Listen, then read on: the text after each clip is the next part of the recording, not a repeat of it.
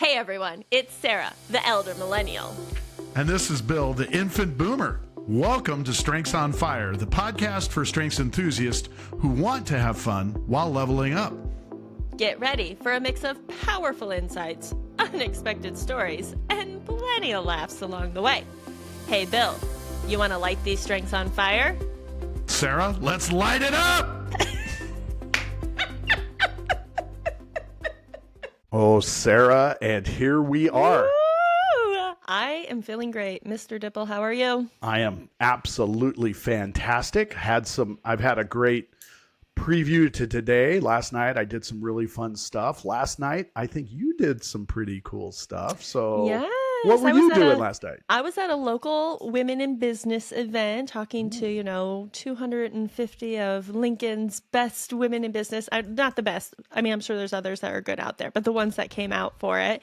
We were kicking off our Rise season. We do local programming through the Chamber of Commerce for women in business, just highlighting different education opportunities, networking. So I do a coaching community called Strong as a Mother, where we talk about CliftonStrengths in motherhood.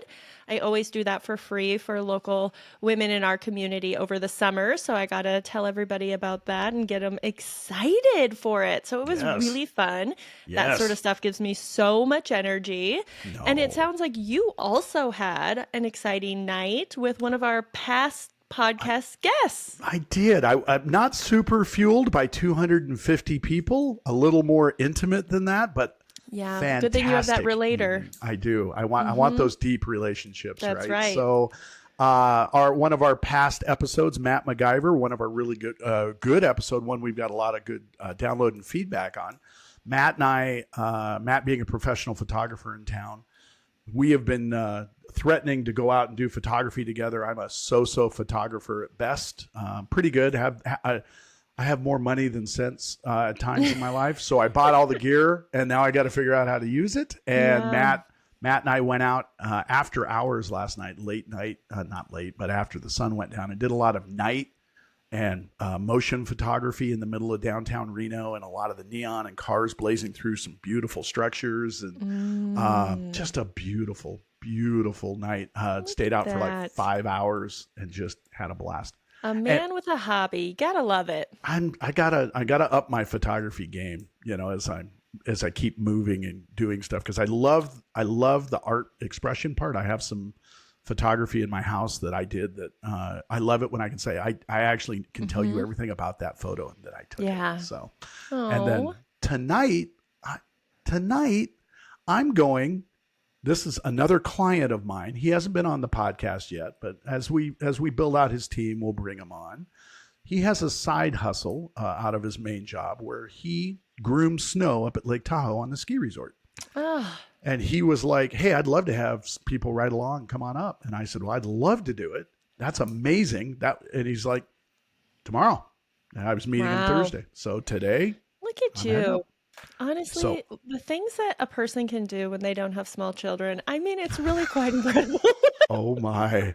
I was home by 7 p.m. last night to help put the kiddies to bed, and more of the same. It's a great point. It's a great point. Well, I feel like for me, these are kind of like dream days where I'm having a great, man, I get to build this. So I've got a question for you, Sarah. Okay. You ready? Bizarre dream. Have you ever had, what's the most bizarre dream you've ever had? Man, I really can't get into it.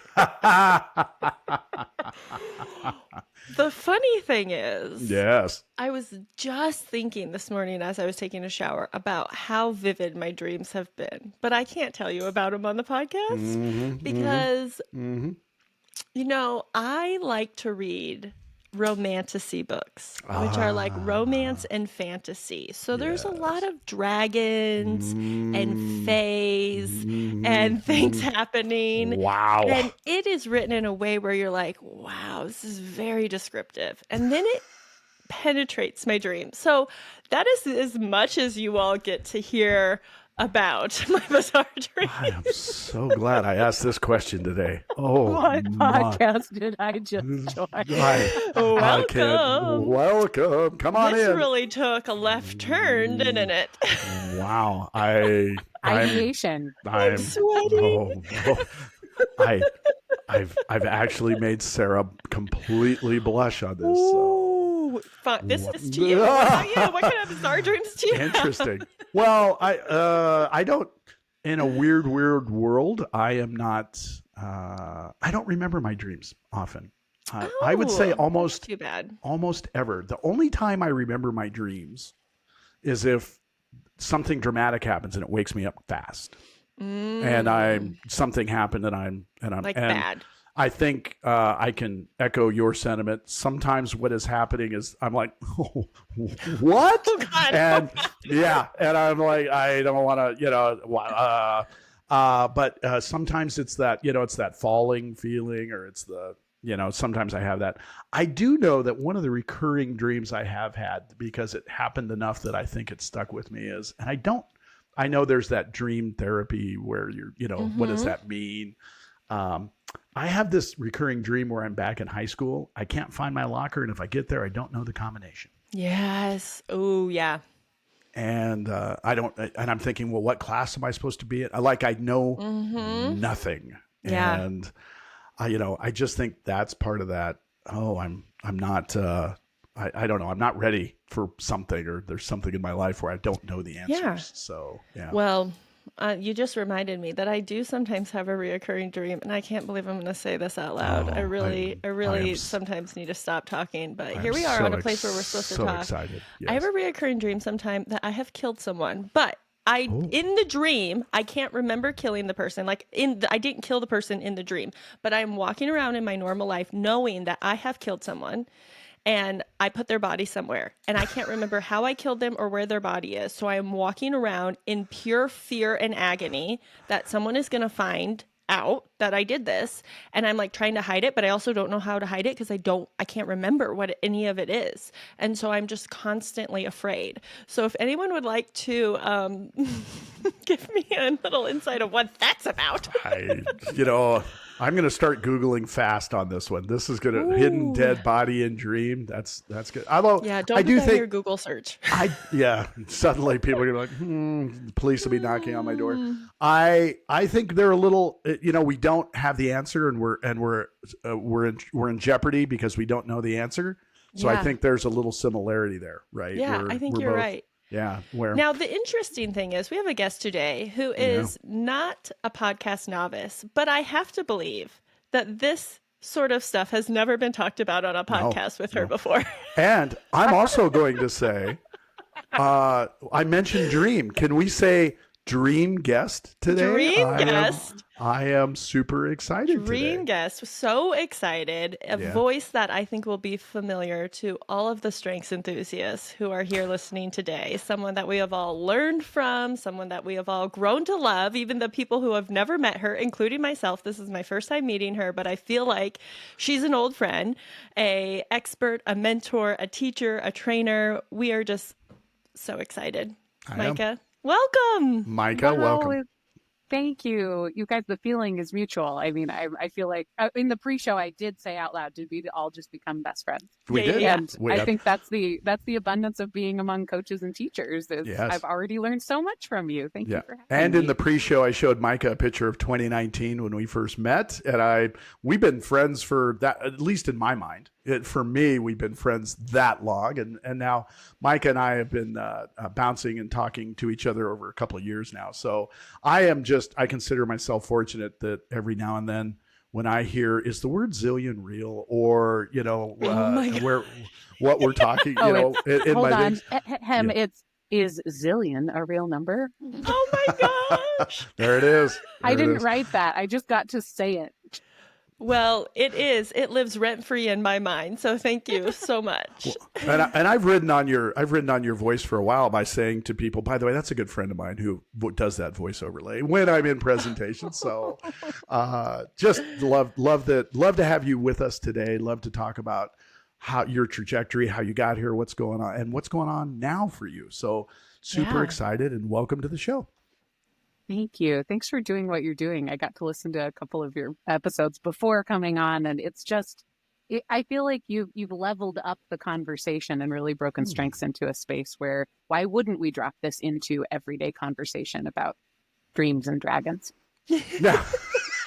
Well, I feel like that is a badge of honor that we will wear. Thank you so much for Please saying do. it. So, And, Maika, and go ahead, Bill. I was going to say, and we are designing a shirt for our arsonists. You know, it now has a dragon on it. I'm just some way there's a It dragon is on fitting. that. So, You're right. you know, We do just call our saying. fans the arsonists. Yes, so because they On light the end. fires in right spots. So, Maika, you're now guilty by association. You are an arsonist. Just Yes. letting you Okay. know. So, all right. Don't worry. We've already had a lawyer talk to us about how it's probably wrong, but we're On an episode. So we're on an episode. we're waiting to see how HR that goes. people. I Yeah. actually think the lawyer said it was okay, and the HR person said it maybe wasn't okay. So Yeah. we're just trying. We're I just think out the here. environmentalist in me might have a little bit of a problem wearing the shirt, but I'll fully support you. Honestly, yes. I love it. Okay. To get us on track, though, Maika, tell us your story. We here at Strengths on Fire, we are so interested in people's stories of how did they come to know their strengths, use their strengths, sort of that career trajectory. How did you get where you are? I mean, we all know you from Gallup, right? Like we know you there. You now have your own business, Maika Leibbrandt. Vibrant. Rhymes with Leibbrandt? vibrant. There you go. Leibbrandt Consulting. That's your business, right? Yes, real At creative name. HelloMaika.com. I want to make sure everybody gets it right if they Thank want to you, go find Sarah. you. Hey, I got Bill Dipple strengths coaching, right? I get it, Maika. So yeah. Yeah, Collins Collective. I mean, what is it if it's not your name? But HelloMaika.com, Maika. So tell us, how did you get here? Thank you. The short and long answer is I've had a tremendous community of difference makers around me my whole life. I grew up in a small town in western Nebraska, and I think the real crux of how did I get here probably starts with a really great sixth grade teacher who at a parent teacher conference, I remember my mom coming home and saying, "You'll never guess what Mrs. Persley asked me." She said, "How can we challenge Maika?" And my mom, Maximizer, it was just so switched on by that question. And as a child, I remember noticing like what gets adults' attention is something that tends to grow, right? And something you tend to be drawn toward. So that maximizer idea is a through line of the difference makers in my life. Cut to a great high school teacher who got me to join FFA. Used to be Future Farmers of Future America. Farmers. Yeah. Does not, interesting trick, does not actually stand for Future Farmers of America. What It is does just it the stand for? national FFA organization.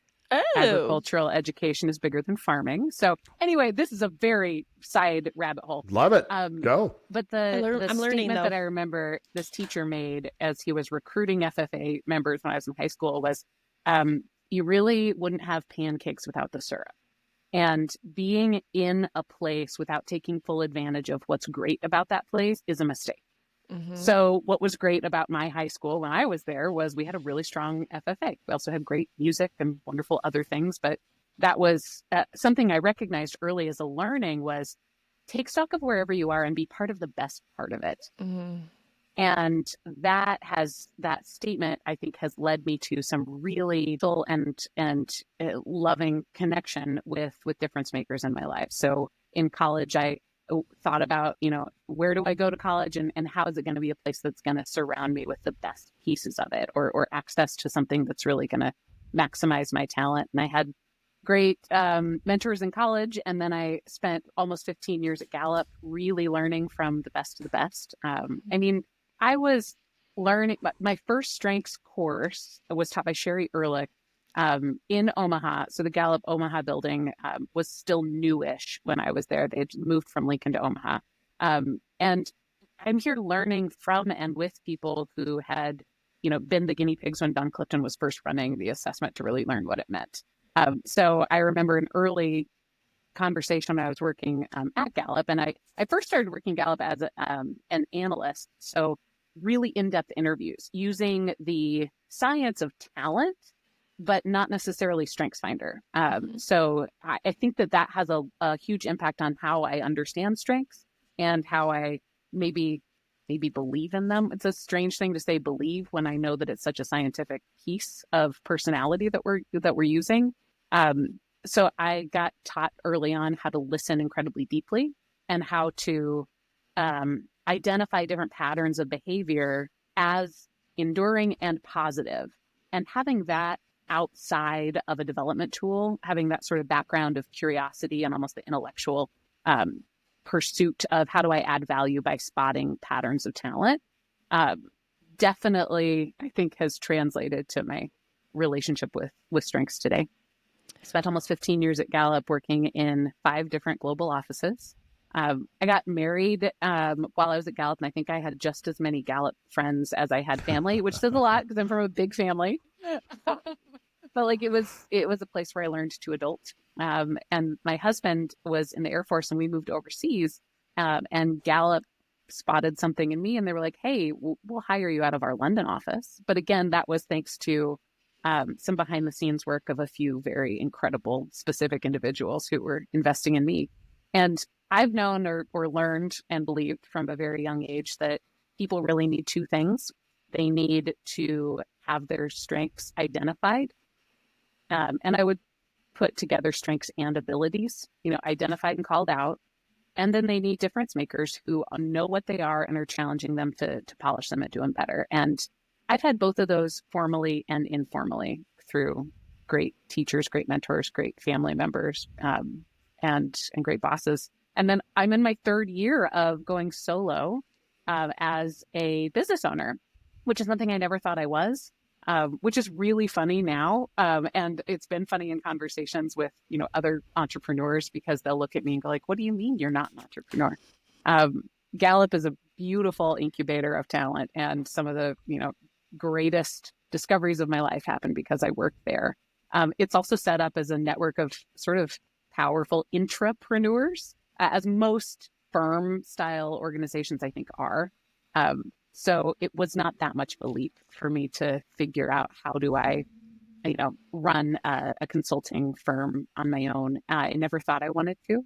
There was nothing. I know people tend to tune in and want like juicy details of like what exploded that made you leave. Nothing. Nothing. The day that I left Gallup, it was a very anticlimactic moment. I got an email asking me to go be resourced on a project that would have previously been my dream project. And I recognized that my energy just wasn't matching it at the level it should.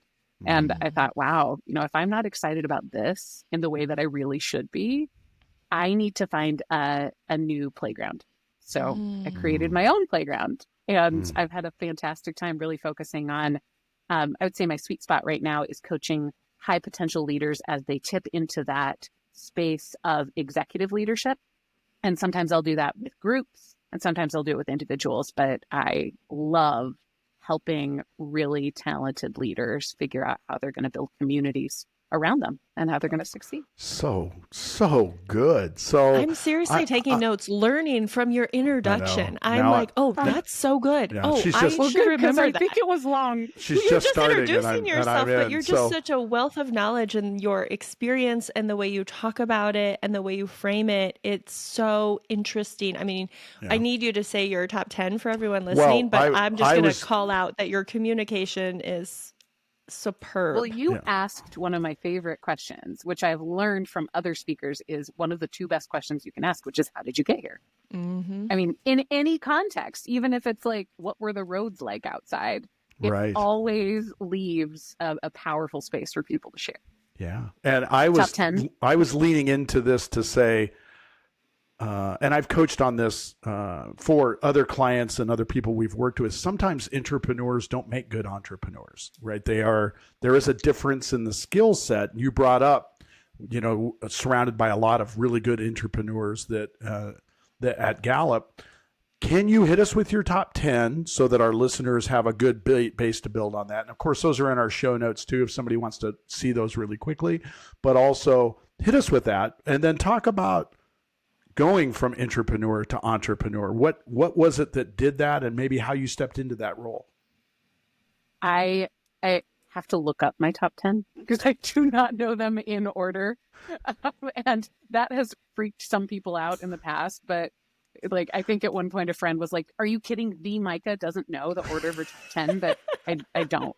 So You just made so many people feel better about themselves. So kudos to you. Myself included, by the way. So guys, it's not about the order or the list. Okay, strategic. Exactly.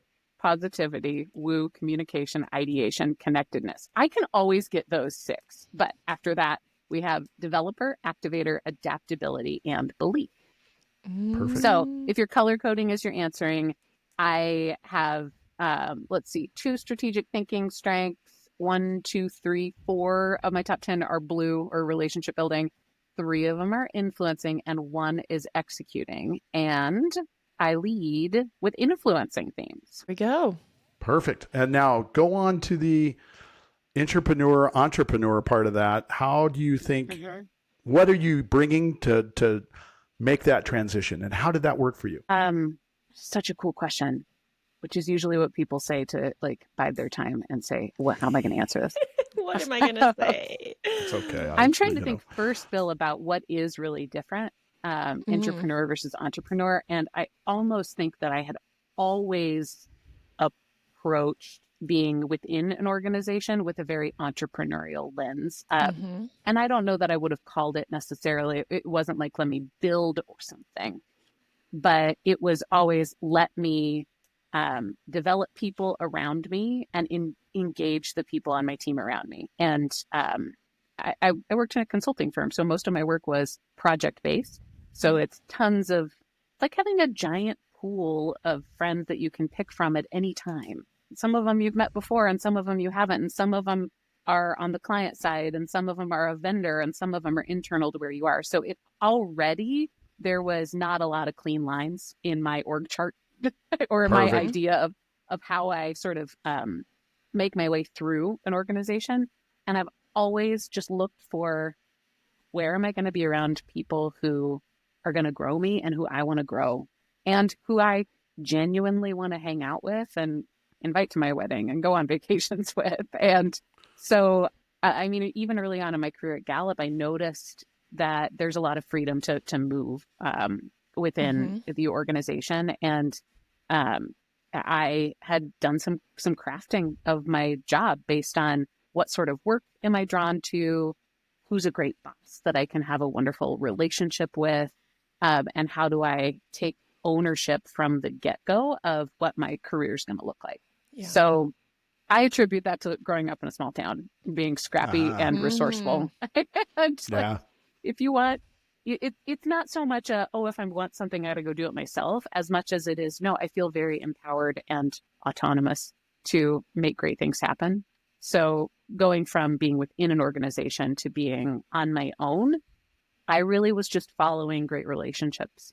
You know, where do I see space where I know that I can add value with people I want to fit with, and lead with that first, lead with great coaching discoveries first, lead with great results first, and then say, how can we just keep doing more great work together? Yeah. It just so happens that I'm now in charge of invoicing. Well, you bring up the invoicing thing. That is part of that transition, entrepreneur. A lot of the coaching clients we have, the entrepreneur people, they love, hey, I don't have to worry about that and that and that and that. I fulfill the role in excellence without worrying about that. And I'm collecting these things versus now I get to worry about every aspect of the business. Some people are fueled by that. And clearly you are. I'm listening to that strategic, that positivity in you where you're, oh man, I'm small town, I'm scrappy. Let's go with it. I want to do that. Yeah, I think you're right, Bill, in calling out that strategic piece. And I think it's probably, if I'm going to go back to my strengths, it's strategic connectedness, developer activator, probably, of the way that I've always shown up to any project was I want to know what's happening at a global scale. I want to see 40,000 feet. I'm not only curious or worried about, but I'm energized by knowing the ins and outs and the details of how, any solution comes to be. I think about strategic as like, I'm the worst to watch a TV show with because the best moment is when I spoil it for everybody. And then I go backwards and tell them how I spoiled it. I hate surprises, not because I don't like the being surprised. I just feel like I've got such FOMO for the like clues that I should have Right. seen. So all of the pieces of running a business, I was already like probably up in everyone's business a little bit too much. I was already Yeah. set up to continue to own that.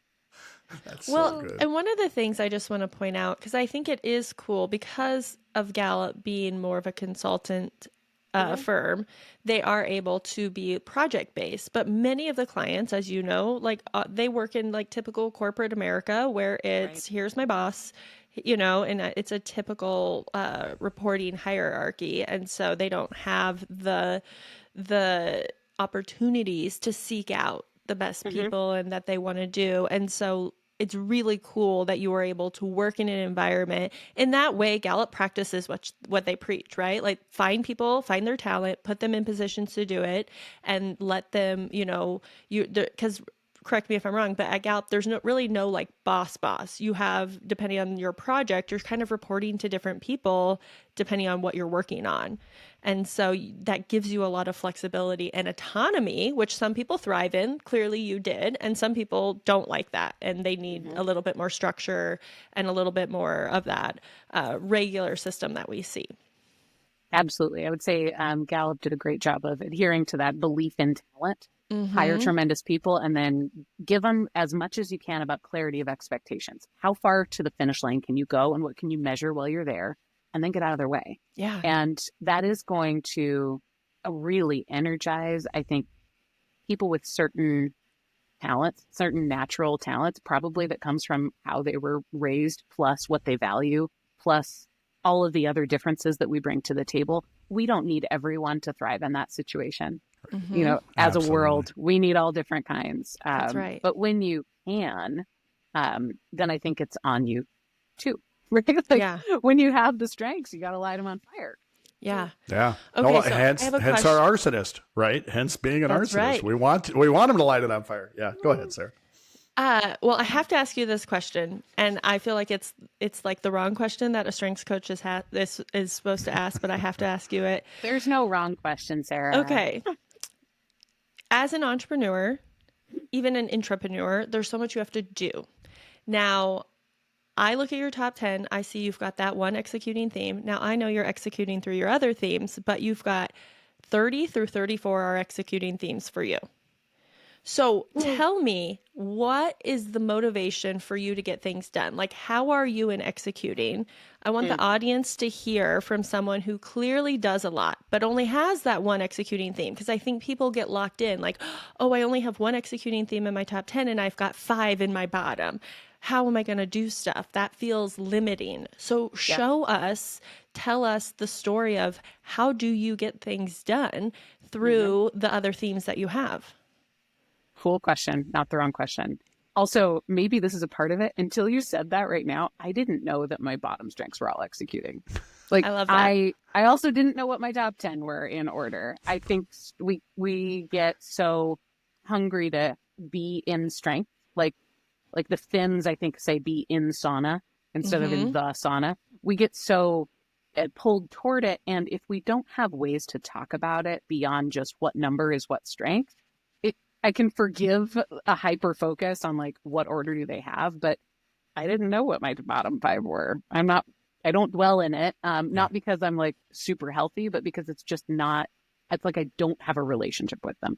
Right. So I'm not worried ever about how am I going to get things done because I've always gotten things done. I'm an oldest child.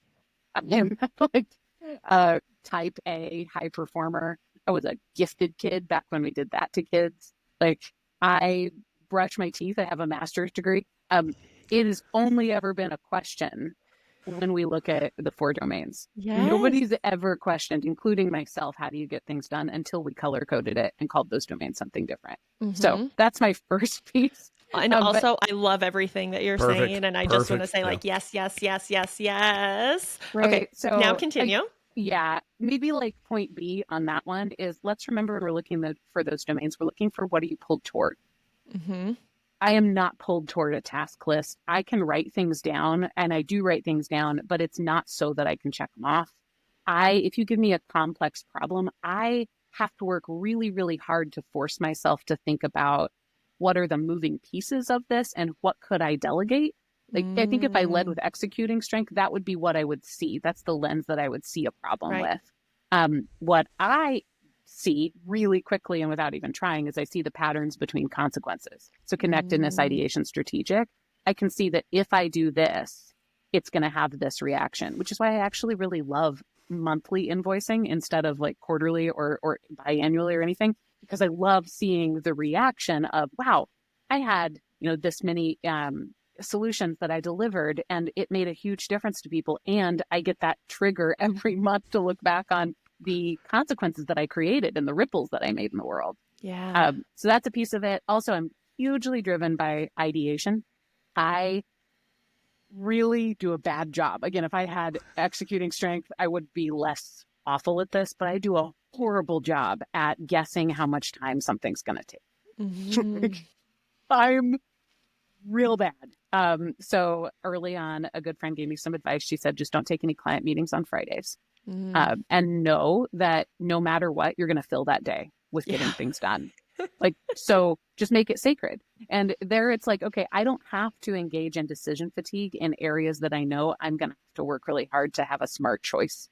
So I have some just don't even think about it, some rules or cues or defaults, I guess is what we could call them, around executing. So I know that I don't take, client calls on Friday so that I can do podcasts or so that I can write an entire workshop. I also know that when I have to really produce something, it has to be adaptability and ideation only really turn on if there's some time pressure. Yeah. So I do ahead of time block out like an entire day for writing that presentation or creating that workshop or, doing something really fun and creative. And as long as I know that I'm not being pulled somewhere else, then it's ideation that propels me forward. But I mean, part of that too is being a working mom. I have my kids are 9 and 7. And I know that like, it's not up to me to work between 5 and 7 p.m. And I don't do well if I work after that for this chapter of my life. So it's creating some defaults that almost make the boundaries for me because I know where I can thrive. And it doesn't do me any good to question whether I could stretch those defaults because I won't do well. A masterclass, seriously. Right, a masterclass in how to apply your strengths in a realistic way and how you do your life and the way that you just described the way you get things done and how you're so good at it. And I love it because I'm assuming people listening who maybe sometimes feel those limitations when they look at this, they don't see the positives, but they see the potential negative consequences. I think you just shattered a lot of glass ceilings about that. Yeah. And on a personal note, I feel so seen and validated because I also have learned that I have to have pressure to do anything. And so I block off like 3 days before I have to do something, a time slot to just like crank out that presentation. I do it through different strengths in you, but the way you described it was exactly how it motivates me. And I just learned I don't need to block out 3 weeks from now. I don't have anything. If I do that, nothing gets done in that time. I have to have the time constraint pressure. And I've been learning like, it's okay. I'm just going to work in that way. I have my own business. I can do it. But to hear the Maika do it, I now feel like totally justified and validated. I am going to be fine, folks. Yeah, I keyed up completely on that same component with high activator. For me, I procrastinate everything to the end. In school, I thought, well, this is a major problem. But I always got it done. I did fine in school and at work when looking at projects, I tended to push them until I felt that pressure. And I completely resonate when you say that. I need that a little time compression to perform at my best. And like you, Sarah, I agree. It took me time to get there and realize that's what I do need instead of feeling bad that, I pushed this till the very end.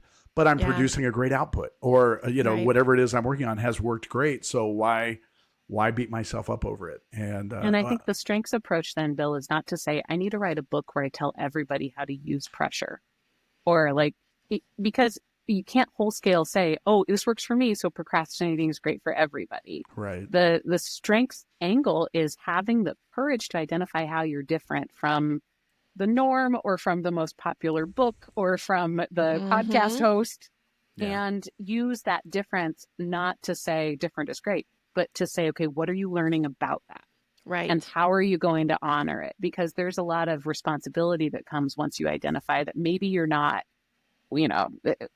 there's a reason that achiever and responsibility get all the quotes when you go on Goodreads or on like good quotes. It sounds like, work at your own pace, or be the turtle, not the rabbit. Like, it's because more people in the world have those strengths, right? Specifically to procrastinating. Like, but I'm not going to sit here and say that works for everybody. I'm going to challenge us to level up and say, how picky are you being about the specificity of what works for you? And how brave are you being about having to hold yourself responsible for those things? Yeah. Very, very good. And I also want to take a quick breath in a moment and have you peel the curtain back for a second. You mentioned the hierarchy and that you'll work with a wide variety of people at Gallup and you cross-pollinate on projects, less so direct reports. I just want to fanboy for just a moment and say I find Mike McDonald to be one of the most amazing human beings I have ever listened to and met. So I just wanted to bounce that off you and say anything you want to. I'm just a shout out to Mike, but on top of that, how amazing is he to work with? I mean, in real life. Phenomenal. Yeah. Truly, Mike is up there with like my favorite teachers. And like when the Venn diagram crosses over and you've got teacher and friend, like I just feel so blessed. The hardest part about leaving Gallup has been, and I know it's cliche and said all the time, like leaving the people, but being in that just incubator of tremendous human beings who are focused on growth and focused on engagement and focused on how do you, meet at the intersection of science and art and make the world better. Like I knew that it was great while I was there, but in hindsight, like, gosh, I missed that like daily osmosis of other amazing humans. Thankfully, I'm not alone. Although I did spend my summer working in my grandma's garage. She's 96. I don't know if she's okay with me saying that. Congrats. And she could not quite understand that I wasn't alone all day. She has met several of my virtual courses where there's 15 or 16 people on live on Zoom, but she was so worried that she was failing to be hospitable because it looks like I'm by myself. I'm not. I'm still surrounded by tremendous humans all day long. Yeah. So good. Yeah. Well, and Go ahead. Oh sir. man, we're just talking over each other today. We're so excited. We're just it's the pandering. Maika, as you said. So how good is that? I was going to ask Maika about your virtual classes. You touched on what you're doing post Gallup. Can you touch on that for a minute? Can you fill us in on what that offering is? I know my wife has attended some of your post Gallup coaching, and how does that look for you? What are you doing? Well, I was still, so the pandemic boot camp for me was how do you help entire worlds and communities of people connect meaningfully virtually? March of 2020, I got this note come across my desk. I was still at Gallup. I was working on our learning team, and it was, do you think it is possible for our largest learning initiative, which is the Gallup the ASC or GGSC, Global Strengths Coach course, which at the time was only taught in person. And we had one coming up in Shanghai. And it was, hey, things are looking a little like they might shut down. What could we, if anything, do to deliver this virtually? And it was such a, oh my gosh, what a line in the sand moment for our world that we wouldn't have just done it virtually. But it was a really carefully considered question that we did not know the answer to. Can you teach effectively coaching complexity without breathing the same oxygen as the other people? So I got to jump into that because of my work in podcasting. And at the time, Jim Collison and I think probably had the most exposure to how do you show up real virtually. And so we went from hosting a little podcast to trying to help name what are our tenets for what works virtually and how do we help the entire company and then every company that we serve figure this out. And a lot of what we learned early on was the same stuff that works in podcasting. It's camera on, mute off, don't skip the pre-show. Yeah. Be real, right? And so I helped with that. We're doing this right? Hold on. Right. What? Absolutely. Now I got my validation, and Sarah. Yes, sorry. it's exactly All right. what you're doing here. Go on. So I had a good runway of practicing what does great virtual learning look like and testing it with some of the best in the business who really know just about not just what's a good presentation or a good story, but what's great learning and education. So when I left Gallup, I couldn't sleep for a couple days because I had this course that just wanted to come out of my brain. And it at the time was really about how do you do strengths, but for real? Like, don't water down the idea of, oh, you can get there in a different way. Like, I don't care if there's a different way that you can execute. I don't want you to miss out on how good your influencing strengths are. Like, I felt like we were having too many conversations that were about using strengths to bring people back to a norm. And I just had these ideas. I would wake up at 2 a.m. and be like, what if it was extreme strengths? Like, are we missing talking about the possibility of what could happen if you truly doubled down on who you are and could release the fact that there's 34 different ways that you could lead? And there's, 5,000 different ways you could lead, or 5 billion, 9 billion, however many people there are in the world. A zillion? But, is zillion a real number, Sarah? Well played. Well played. I was just, and I don't even know if I was right that people were, missing out on the extreme power of potential. I'm not even going to say that I was, but it led to me doing a lot of great writing around strengths. So I took every strength and thought, okay, what is this capacity? So and I thought about myself, like at times in my life when I have really been expected to show up for something that I have the strength for, and given the expectation, the permission, the resources to just do what I needed to do to light that strength on fire, and how it's been moments of like lost track of time, moments of accolades that made big, positive consequences for other people. And it's not every day that I have that. It's not even every year that I can look back on that and say that, yes, that was one of those moments. And then I also was going through quite a bit of burnout personally, not Gallup's fault. It was a lot of things. And coaching and strengths didn't bring me back from that. Therapy and pharmaceuticals brought me back from that, and time. Preach. Tell the people the truth. Preach it. I love it. Yeah, and time. But I was at this point where I was like, man, what's going on with a lot of my vulnerabilities that are driving me to types of behavior that I'm not proud of and that are kind of destructive to me and people around me? It was all tied to my top strengths. And so I wanted to play with this idea of, sometimes we talk about blind spots as being too much of a strength, as if you have access to 29 others that you should be using more of, which didn't make sense to me, because if we're really saying that the studies of strength come from focusing on how people behave, not how they fail to behave, I kind of wanted to play with something a little more sophisticated around blind spots. So that was where I looked at red flag moments, and I used myself as my own guinea pig by saying, yeah, there is something worse than too much woo. And that is when woo leads the way without mature values behind it. And that you're in a red flag situation when you fail at something that your strengths should have succeeded in. It hurts a lot more than failing at something you didn't have the strength to succeed in. Wow. So that probably answers a bit or it's a preview to a bit of your questions. But this has since become a way that I have always looked at strengths that way, and I always coached that way. When I prepare to coach a client, I look at their strengths and I think about where's their power, which is a lot of what you can read in the CliftonStrengths 34 report. That great, it's not AI. And I think people need to know that. It was human beings who wrote over 1 million possible sentences to describe how your strengths come together. That describes power, but that's also how I get their profile into my head. Is I'll think, okay, what are some things that they're going to be tremendous, and what are they fueled by? So fuel tends to be the bulk of what I ask people about, especially in a first coaching conversation. Like, gosh, I see that you're, capable of this, this, and this. Are you getting these sort of circumstances that would make that happen? And I learned that from Andrew Green at Gallup. I had one coaching call with him before I had to coach a mega high profile client. And I said, how do you do this? And he did it without calling it what I just called it. He was like, oh, I see this person has maximizer strategic and they're high up in people leadership.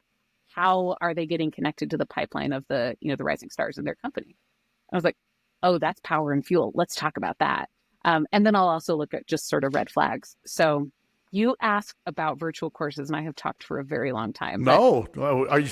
I just can't stop taking notes. Please don't Yes, stop. Micah. If Keep you want talking. to, you want to talk about what you did last night. We're all in. I cannot. Last night yeah. I created a workshop until about 10 p.m. Nice. because I had procrastinated, like, with a capital P, not because it was cute for my strengths, but because it was just bad behavior. I feel guilty. Sarah and I talked about what we did last night. We should have just started it and said, Micah, go. That would have been the beginning of the and just microphone for 1 hour. Yeah, I cannot stop taking notes. Right. Well, what we did. When's your next course? Can I sign up? Yeah. So I started, and Bill, your wife Renee took the course for individuals, and it's called Strengths and Resilience. It's taking the idea of, some stress actually does benefit us. So how do you note positive pressure within each of your strengths? There should be reach moments that if you're great at communication, how many times are you on a stage? What is your stage and how are you practicing more of it? And so reach is, you really need to be challenging yourself to be even better at what you're good at.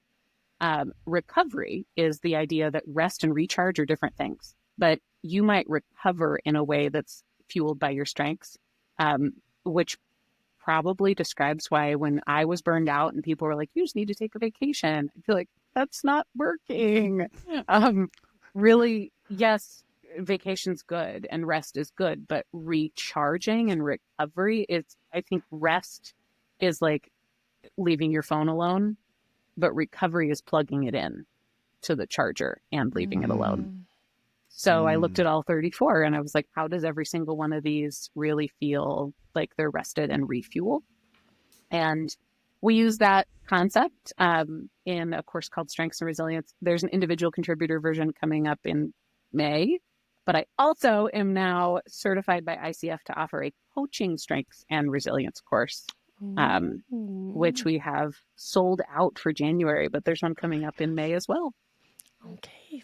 How great is that? Thank you for asking. Oh, yes. That is so good. I think you touched on this early on, and you even alluded that this question was coming. So kudos to you. And you said some, man. We love it when our guests come on and they are in the know and as well versed and as spoken as you are on everything you're doing and where you're going. So thank you for that. But you mentioned sometimes just too much woo isn't the problem.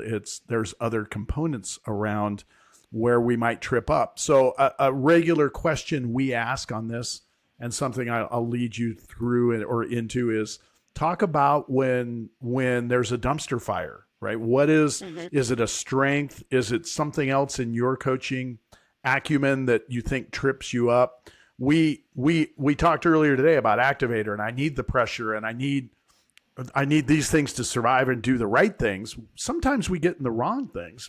What do you think leads you into that fray? I see it a lot with my own strategic, where, man, it hurts like in my gut if something happens and I didn't see it coming. And it's usually because I was too strung out, and your strengths don't go away when you're hungry, angry, lonely, tired, right? They just tend to drive with their foot to the gas pedal to the floor, and they leave you out in the back seat. And to me, that's that's not a blind spot where it's like, oh, you might miss this. That's a, responsibility of using your strengths wisely spot. So it happens to me with strategic when I maybe have gotten so confident that I know exactly how something's going to be solved that I fail to ask for, okay, what are the sacred elements here that I really shouldn't discard? Because for me, strategic is like that ability to just see how something's going to end, and then instantly I can identify what's not going to fit. Well, if I do that and I put myself as the lens without doing some of my homework that I know from just being a good adult, which is interview the stakeholders first, get clarity on what you're measuring. I do run the risk of eliminating things that might be more detrimental than I realized. Yeah. In my unhealthiest, it's woo that got me into trouble, where it just became more important for me to be liked than for me to be healthy. And so I can give myself up till there's not a lot left of me. What a comment. What a comment. Wow. That So one touched honest. me in my gut. Me too. Right? As high Right? woos, right? Yeah. As high woos, we feel that. I'm a little teary right now. So wow. So good, Micah. And I love the clarity around your strategic of like, you're so good at being able to see what's going to happen in that moment when you didn't and how that hits you. Yeah. Right. I mean, Yeah. I think that's powerful because, and just talking about when you said it's so great. Like you always say it, tired, hungry. What did you say? Oh, you know what? This is going to be funny. I don't know where that actually came from originally, but I heard it in high school at a talk about making rash decisions. Oh, I love this. It was in an assembly. And she just adapted it towards, that's so And good. I think it was either about drugs or sex. I don't know. But it was that you shouldn't make a key decision when you're hungry, angry, lonely, tired. HALT is what it spells. Oh, okay. You know, I love it. You rattled it off. I was like, this is not the first time this woman has said these words. Nope. But they're right. I mean, like that point. But a product of people who've told me great things. But isn't that what, I mean, that high communication, I feel like loves to do that. You just are pulling things you hear and you're like, ooh, and you probably don't even realize you just squirreled it away in your brain. And then there's like a moment and you're like, oh, that comes in perfect here. And I heard it from you and I'm like, oh, what were those words that she said? Because yes, we have to consider those things when we're thinking about how we show up in the world, especially when we think about how our strengths then show up for better or for worse. Especially when we have activator, huh? Oh. To all three of us. Oh, no, That's why when you got on this podcast, I was like, hey, so if there's something you don't want us to talk about, you should tell me now because my activator is able to say anything, especially as we get closer to lunchtime. She's ready. Yeah. It's in the top 5 for both Sarah and I. So we're both high activators. And it's partially how this podcast gets done and the pressure of getting through it and asking the right people to be on. And that echoes back to you and having an absolutely amazing guest, somebody that we were like, well, if we could get anyone, who might it be? And and you were right at the top of that. So with number 7. No, you were not. You were not. I guarantee how cool you not. too that okay, so all 3 of us have activator in our top 10. Yeah. Right now, none of us are saying, who else do we need to slow us down? No. We're saying, no, what can that enable? And how do we do it safely? How do we push? Now let's go. Yeah. Let's keep going. Exactly. So, all right. Well, we're going to jump into the silly question for today. So you have master classed your way around all of the great stuff we've thrown. You've thrown so much great goodness at us. Can we go to a silly question for a moment and Please, just laugh? bring it on. So, your strengths are the new characters in a video game. What are their special powers and how do they conquer the game's challenges? Okay. The video game that's most popular at my house right now is Minecraft. Okay. Same. Also. So, Got it. it seems like there's just always, you can find a new character all the time. Yesterday, as it was buffering, it told me that there's 3,587 types of fish in the Minecraft universe. Wow. So totally believable that all of a sudden my top strengths are also characters here. But when I saw this, I thought about Captain Planet when our powers combine. So like if all 10 of my strengths came together, they would be some kind of a fantasy-based shapeshifter, but like of others. I think my strength can make something out of other things that other people didn't know was a thing. It's that ideation piece of I can see what's similar between things that nobody thinks are similar. Yeah. So I could see if all of my strengths came together in a video game, they'd be the magic button you'd push and be like, you thought that was a house? Oh no, sir, it's a hamburger. Like, but also you need a hamburger, right? Right. Like, Right. I'm Right not going now. to do it. I'm not going to do it like randomly or for evil. It's just going to be exactly. It's some sort of a shapeshifter of other things.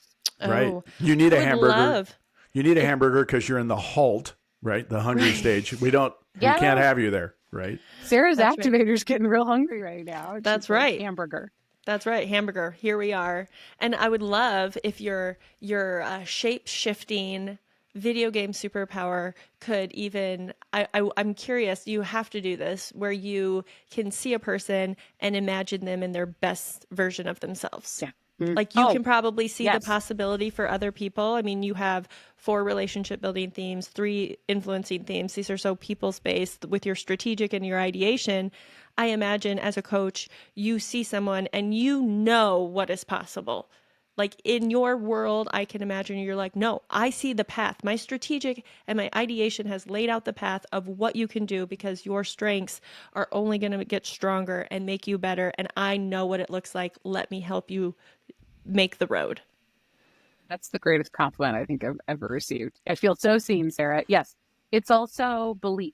So I don't really understand when belief becomes an executing theme. It's kind of like, Thank you for saying that. The belief is like blue jeans.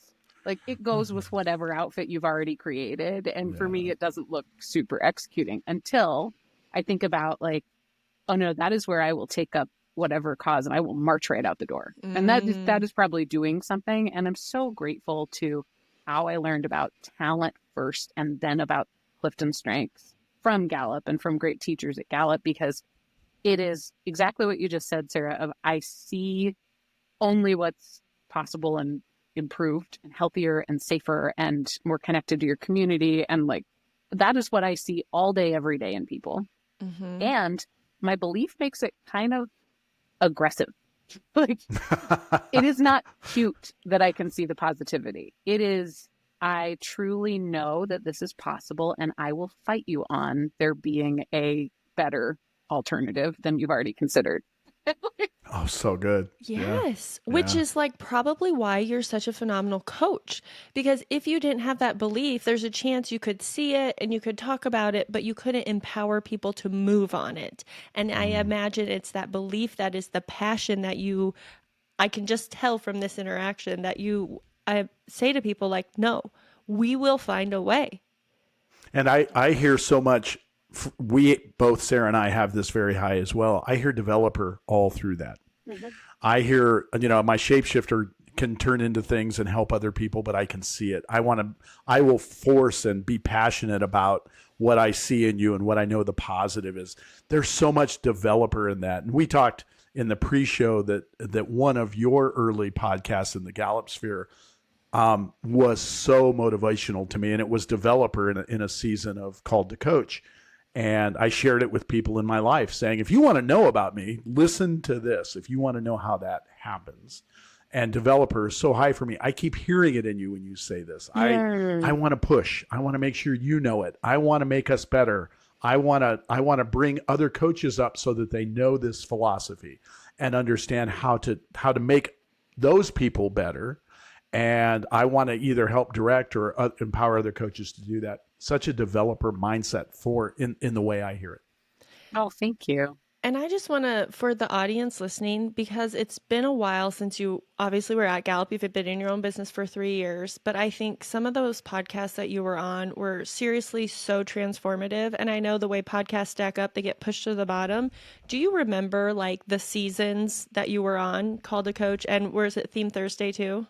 Can you tell the audience if they want to go back and hear you do a deep dive? Where can they find your voice on other podcasts talking about these strengths the way you are today? Oh, thank you. So this is, it's not even me. We need just like 30 seconds of why this happened and what it was. Yeah. Because pull back the curtain. This is like a big pull back the curtain episode, and I'm loving every moment of it. Podcasting, I mean, like the Kelseys weren't doing it when we were doing it. So true. And it started, my good friend Kurt Liesfeld actually had this idea, and it started as a Ready Talk conference call. And his idea was, how do we help this language that we say is common, meaning the 34 strengths within the strengths coach community? How do we really make sure that we're speaking the same language when we're talking about strengths? So his idea was, he was working at Gallup. He was a tremendous writer and thinker and learning development consultant at Gallup. His idea was, okay, I have a leadership challenge this year. which again, nod to Gallup and great ideas of like, let's give all these smart people a challenge to have a leadership project that they can just go off and do. And so his challenge was, let's have a conference call and let's talk about all 34 strengths once. Like that, I mean, that is how new and lovely the podcast work that you're doing is. I think it's worth looking back, even though I know, Bill, you said context is like 30 something for you. 34, like, very bottom. It's worth recognizing this is still a new medium. And Kurt made it through, I think, 24 episodes and then sadly passed away. And the rest of our team gathered around him and each took a turn to finish all 34. And at that time, I thought I had to quit my job because I was having our first kid. And my husband was in the military, and it would have literally been like desertion for him to stay home as much as he needed to. I had a great boss who was like, hey, if you can only give us 75%, let's take 75%. And oh, by the way, what if we did more of what Kurt had started as a way to have an educational outreach? So it became a tremendous marketing benefit to Gallup, but it really was born out of this desire to say, let's educate, let's further follow coaches and individuals to really build a common understanding of what these strengths are. So I got the benefit of a lot of creative people in a creative space saying, wait, there's a better way to do this and we can find it. So I got to host, so I wrote and hosted 5 seasons, maybe 6, I don't remember. I think 6. Yeah. Thank you. Yeah. I think season 1 was mostly Kurt. Anyway, there's a lot of seasons where my best friend in the world, Jim Collison, and I, he was doing podcasting when no one was doing podcasting. We went through all 34 strengths, one strength at a time, to dive deep into each one. And some of my favorites today to go back to are season 3, because that's where we talked about strengths-based leadership. And we had the complexity of having a guest, which as a guest right now, I feel like I need to kiss your feet because it is hard to deal with guests. Boy, wow. It makes your podcast so much more complicated. So tough right now having a guest this good. Yeah, it's hard. It's hard. I have funny stories about guests. They're all lovely. But adding a wild card every week for sure. So that was some of my favorite. And I still go back to those. I still remember the one where I interviewed Jane Miller about I think I interviewed her about belief or something, but she ended up making a comment about self-assurance that to this day is how I teach people about what self-assurance is. Wow. I'm like, it's so cool. And so, I mean, I remember some of those. What was the comment? Oh, she talked about self-assurance is the certainty in the people around you and what they can do. And the way that she talked about it from like a manager angle was like, it's a little bit, and now I'm interpreting this based on what I remember, but it's a little bit like being the director of a jazz band and knowing for sure who's going to rock the riff. And sometimes you need a bass player and sometimes you need, saxophone, but somebody with self-assurance isn't just showing up being confident. They're showing up, placing their confidence well in other people. But go back to listen to her, season 3. You can check them all out. Look up Theme Thursday, Gallup Theme Thursday. I think the most fun was season 5 and 6 because we added talent mindfulness at the end, which was like a meditation around your strengths. And then we released just that. I still can't believe that I got away with that. But again, going back to the good stuff that is at the heart of what Gallup is as an organization, it's hire talented people and let them do their thing. Yeah. Now we were held accountable for it. I wasn't paid for most of that. Like, it was not on like until it became really popular. There wasn't even a project number we were tracking. Like, it was more like, okay, you want to try this? Go try it. We'll give you the resources. Right. And I think sometimes we get that so twisted in how we manage people is we think you have to have the job title first.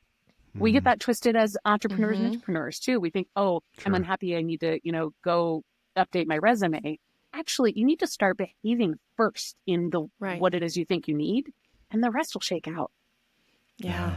Wow. So good. So brilliant. And I also want to shout out, I love season 5. I loved all the seasons when I tapped into them, but season 5, listening to you at the end attempt to bring the mindfulness component in relation to the theme you were carrying that day. So today's mindfulness moment sponsored by Woo.